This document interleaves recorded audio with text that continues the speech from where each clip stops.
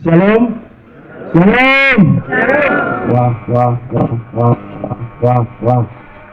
Puji Tuhan. Pertama-tama mari kita panjatkan puji dan syukur kepada Tuhan. Karena ini kekuatan Allah. Tuhan telah hadirkan. 63 tahun Tuhan terus bawa gereja ini dari waktu ke waktu, dari tantangan yang berat sampai dengan ringan. Haleluya. Oleh karena itu, melalui kesempatan ini, Bapak Ibu, para hamba-hamba Tuhan, para pionir yang hadir pada siang hari ini, izinkanlah saya untuk membacakan sejarah berdirinya lahirnya gereja Tirtobani, yaitu Kema Injil Gereja Masehi Indonesia di Irian Jaya.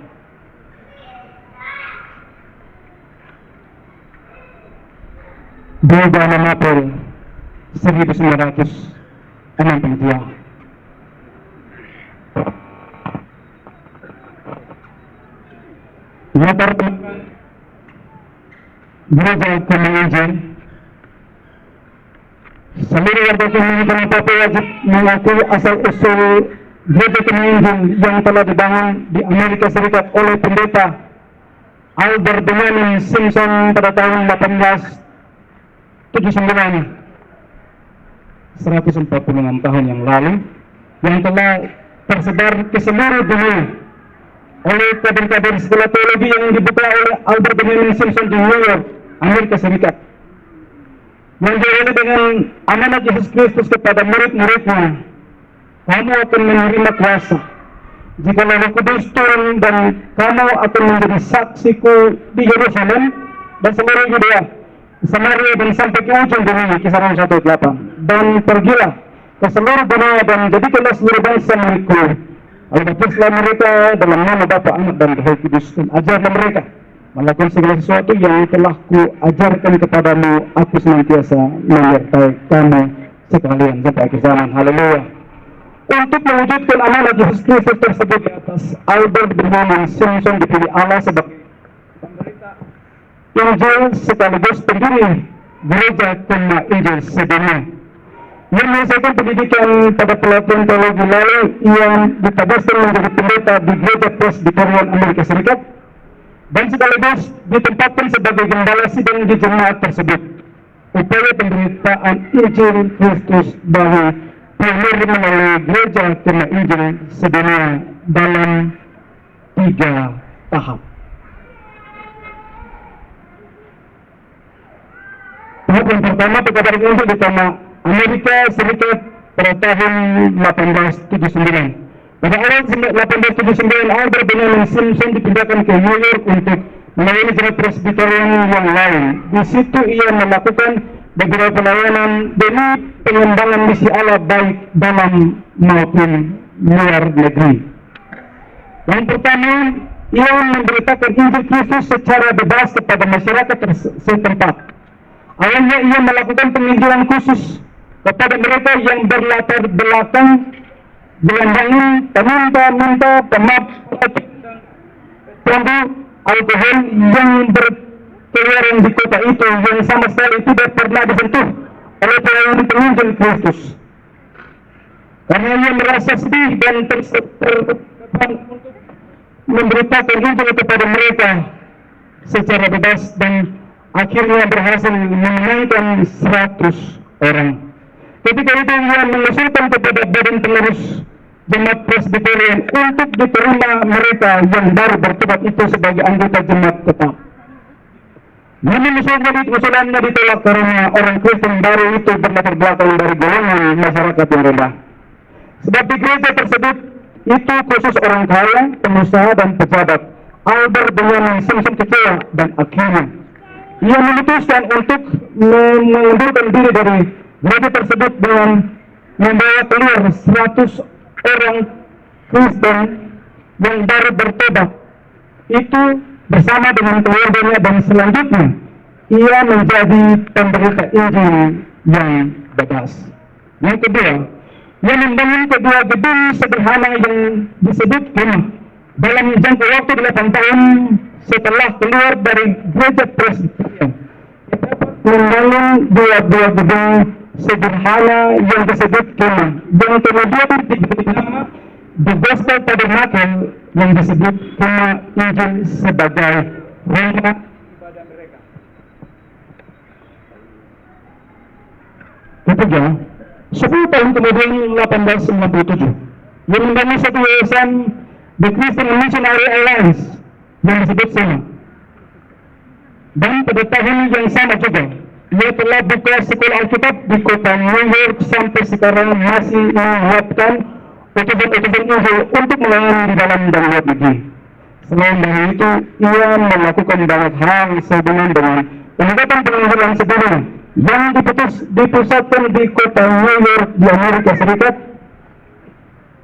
Albert Benjamin telah dipanggil Tuhan pada tanggal 29 Oktober 1919.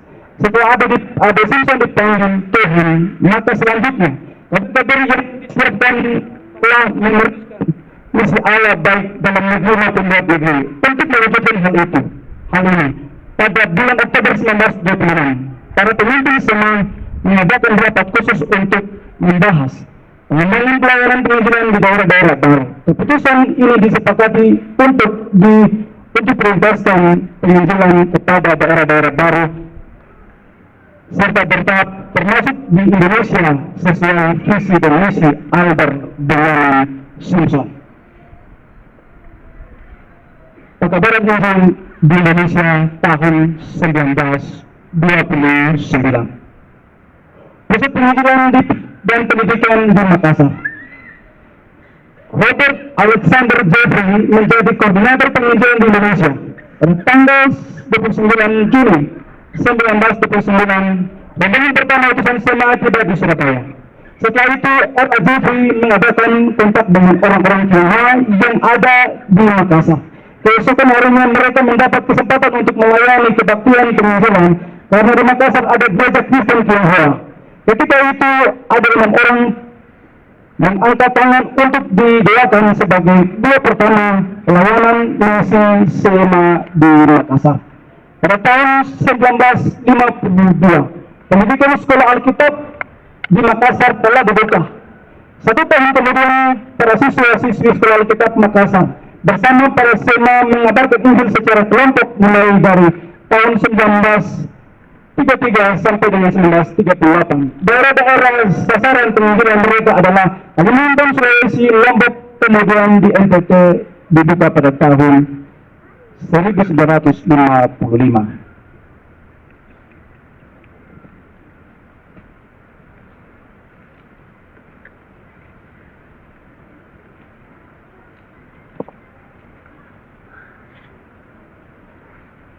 Survei pekabaran Injil di Papua Nugini tahun 1938. Pada tahun Robert Alexander Jeffrey berangkat dari Makassar untuk melihat keadaan Papua Nugini, pulau yang nomor 2 besarnya di dunia.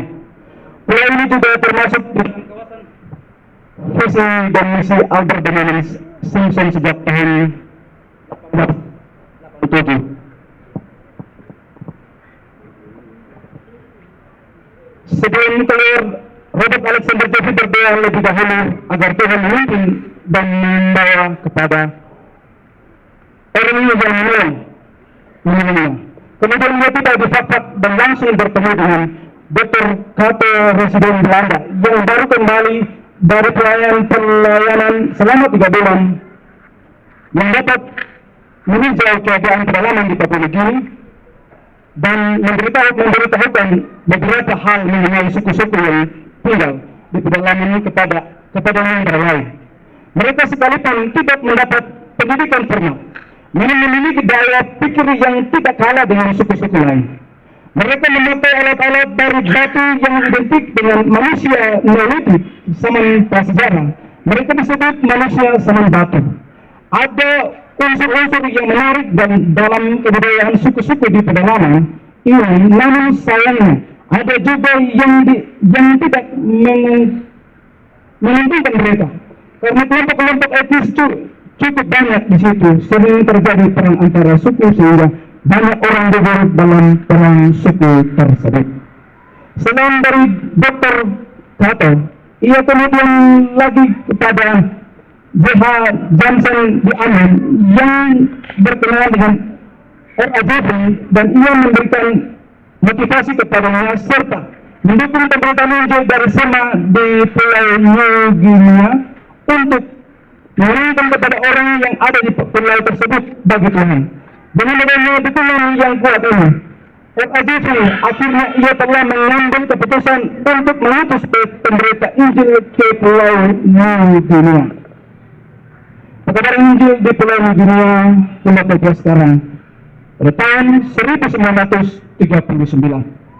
Pada akhir tahun 1938, Robert Alexander Jeffrey telah mengutus dua hamba Tuhan dari Makassar atas nama pendeta Russell Weber dan pendeta Walter Post.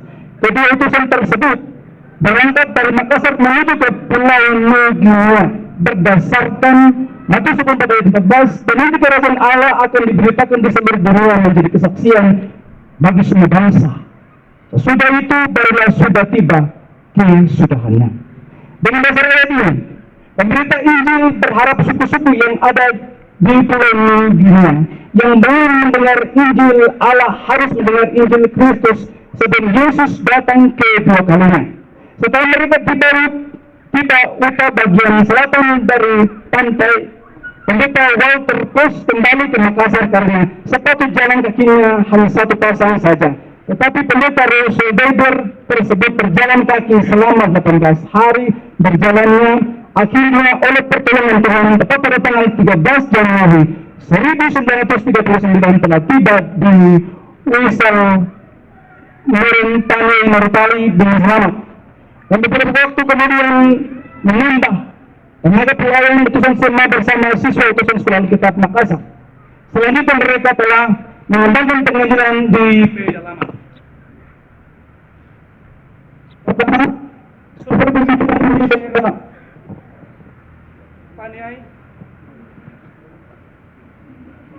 pengajian dari Paniai dan Bagaimana 1939.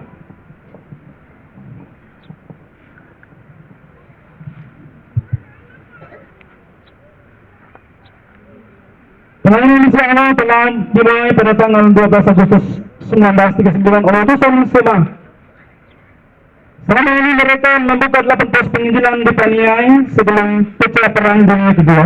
Pada bulan Oktober 1939, pendeta Russell Weber bersama 3 orang Dayak bergabung dengan sekelompok polisi Belanda untuk berjalan melintasi ke lembah Kemambeba, Meramoni dan Dani dalam rangka survei perkabaran Injil.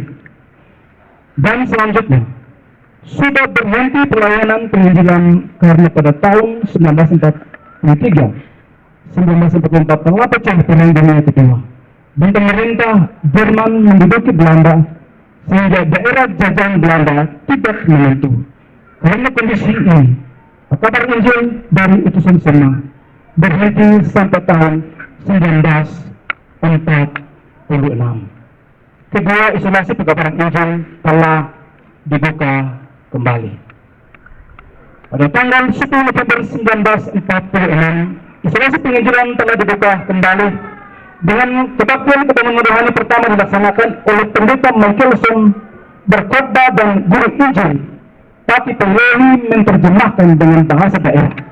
Hasil dari KKR ini ada beberapa orang mengambil keputusan untuk percaya kepada Tuhan dan 4 orang bersedia dibaptis pada tanggal 27 Mei 1947.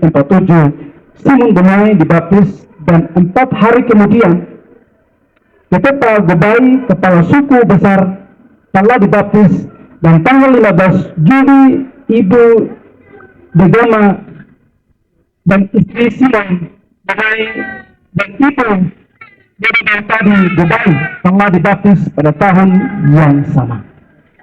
Pelayanan pengajian terus meningkat di daerah suku Me dari CMA dan kader-kader dari Sekolah Alkitab Bahasa Daerah dan Bahasa Indonesia yang telah bergabung dengan misi SEMA untuk mengembangkan penginjilan di pegunungan dan dengan pesat sehingga seluruh penduduk di pegunungan setiap suku diinjili secara bertahap sehingga sebagaimana manusia telah dimenangkan bagi Tuhan. Layanan penginjilan terus meningkat sampai tahun 1994 sudah tercapai gilirannya untuk orang Dani, Lani di Lembah Balim dan sekitarnya. Perkataan Injil di Lembah Balim. Untuk menjangkau pelayanan penginjilan di Lembah Balim dan sekitarnya harus disponsori oleh orang Kristen Amerika. Karena daerah ini sulit dijangkau tanpa bantuan dengan pesawat. Hal ini ditemukan hasil survei di daerah ini dari utusan SEMA berjalan kaki dari Pania yang telah bergabung dengan polisi Belanda untuk berjalan melintasi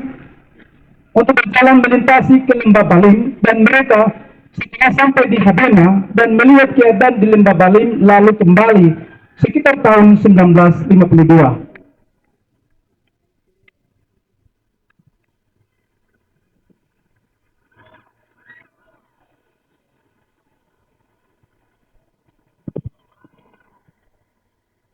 Karena itu, SEMA telah meminta bantuan kepada satu perusahaan di Australia untuk survei di lembah ini dengan pesawat. Berdasarkan data survei dari perusahaan itu, kita sangat mengusulkan pesawat kepada SEMA pusat di Amerika Serikat. Karena itu proses ini ada memakan waktu, maka terlambat masuk Injil di lembah ini bukan dengan alasan-alasan lain. Orang Kristen Amerika mendengar bahwa Lembah Balim dapat dijangkau dengan pesawat sehingga mereka mengumpulkan uang untuk membeli pesawat, dan banyak orang menyumbang ketika itu seorang janda yang namanya Sapes di negeri California sudah simpan $800 untuk persiapan operasi lapangan. Tapi yang mendengar mengenai kebutuhan ini, mereka dapat lebih penting di Lembah Balim melihat terang dunia daripada saya melihat lagi. Lalu yang memberikan semuanya itu kepada Tuhan. Ketika itu pilot Albert Lewis, instruktur pilot untuk Angkatan Udara Kanada yang disiapkan perang dunia kedua, yang menelakan diri untuk datang ke Pulau New Guinea di Lembah Balim ini. Dan sebelumnya, yang melihat pesawat amfibi selam dan menerbangkan ke Pulau New Guinea, Irian Jaya, dan sekarang disebut Pulau Papua.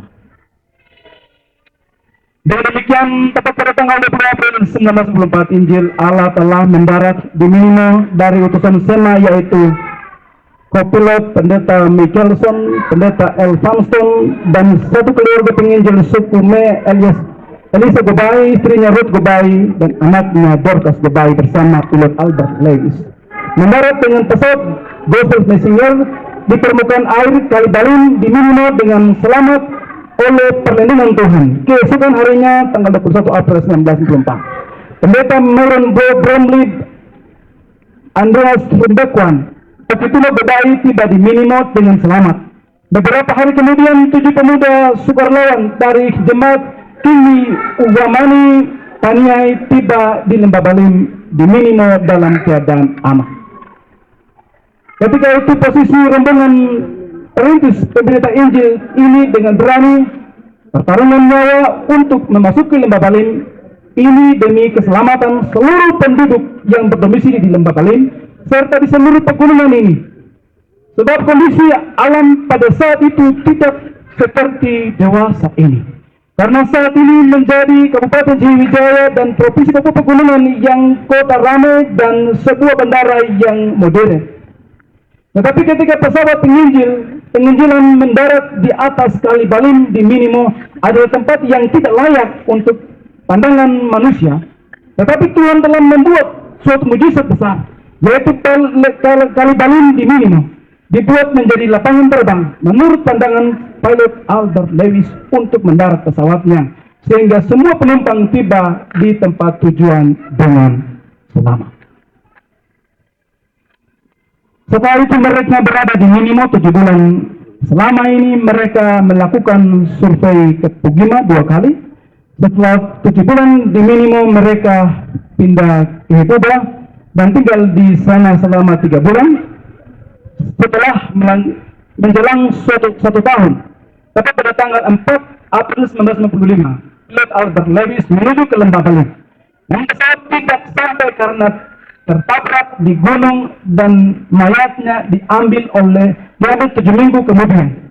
Sebelum pilot Albert Lewis berangkat dari Sentani, ia bersaksi bahwa saya tidak tahu berapa harga memasuki Lembah Baliem. Tetapi saya bersedia membayar harga itu seberapapun. Berdirinya penelitian berapa masih Indonesia. Urusan sama akan mendapati di pulau Mangkahara sejak tanggal 13 Januari 1939. Maka instalasi penelitian telah dibuka secara bertahap dari daerah Nipagu, Erlai, dan telah terjangkau di daerah-daerah lain untuk menunjang kebenaran Injil di Pulau Papua. Maka SEMA telah membuka sekolah Alkitab bahasa daerah maupun bahasa Indonesia dan sekolah YPPGI. Bagi kami dari sekolah-sekolah tersebut, maka keluarga penginjil Elisa Bebai telah bergabung dengan utusan SEMA membawa Injil.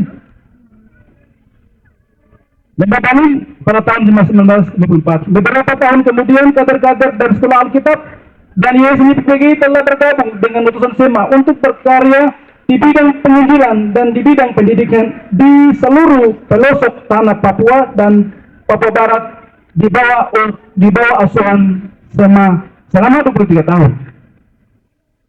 Karena tenaga pelayanan penginjil, pengembalaan dan pendidikan di Pulau Papua cukup banyak. Jadi SEMA telah mengatur struktur organisasi dan harus disahkan melalui acara resmi konferensi SEMA di Bioga. Pada tanggal 6 April 1962 telah dilaksanakan konferensi misi SEMA di Bioga. Melalui konferensi ini, organisasi yang dirancang sebelumnya telah disahkan dan diberi nama Kemah Injil Gereja Masehi Indonesia Irian Jaya yang disebut KIMI. Dari tahun itu pelayanan gereja dan pendidikan diserahkan sepenuhnya kepada orang pribumi Papua. Karena kader-kader gereja baik penginjil maupun guru-guru telah siap untuk beroperasi bidang penginjilan pendidikan baik di pegunungan tengah maupun di pesisir pantai, dan mereka menyusun struktur organisasi tetap dan sekaligus menyusun anggaran dasar dan anggaran rumah tangga yang berlaku.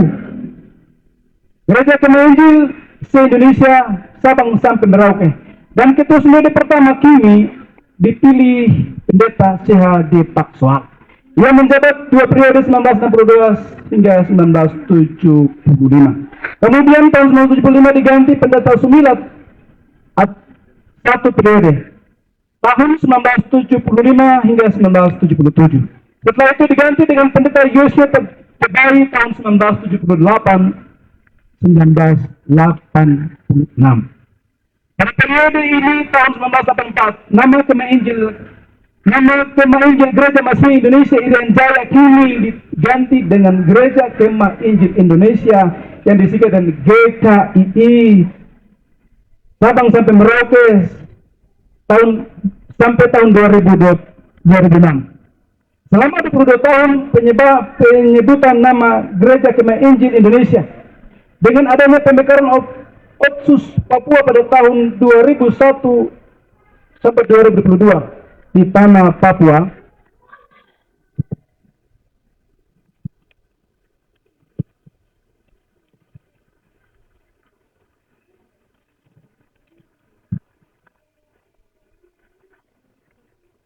maka dengan dasar undang-undang khusus Papua, karena itu dalam konferensi nasional di Bogor, Jawa Barat tahun 2006 telah dibagikan wilayah pelayanan di Indonesia secara resmi.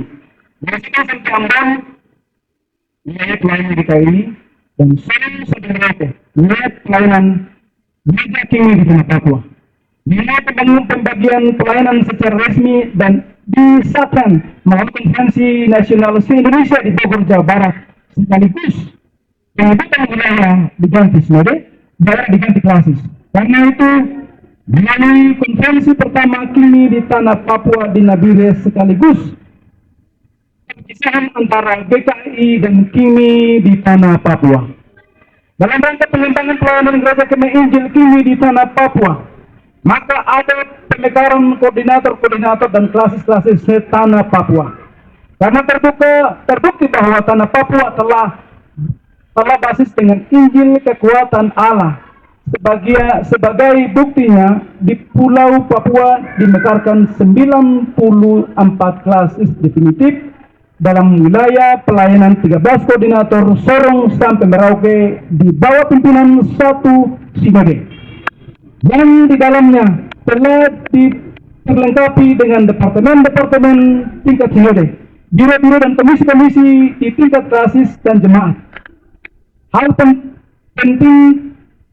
peningkatan pelayanan penginjilan luar biasa. Setelah Injil Alam masuk di tanah Papua melalui misi SEMA sejak tanggal 13 Januari 1939 sampai pada tahun 2025, usia Gereja Kemah Injil KIMI di tanah Papua 86 tahun, mulai dari 13 Januari 1939 sampai 2025. Kemudian organisasi mandiri yang dilahirkan dari misi SEMA pada tanggal 6 April 1962 yang berusia 63 tahun. Inilah bukti fakta pengembangan misi Allah di Pulau Papua.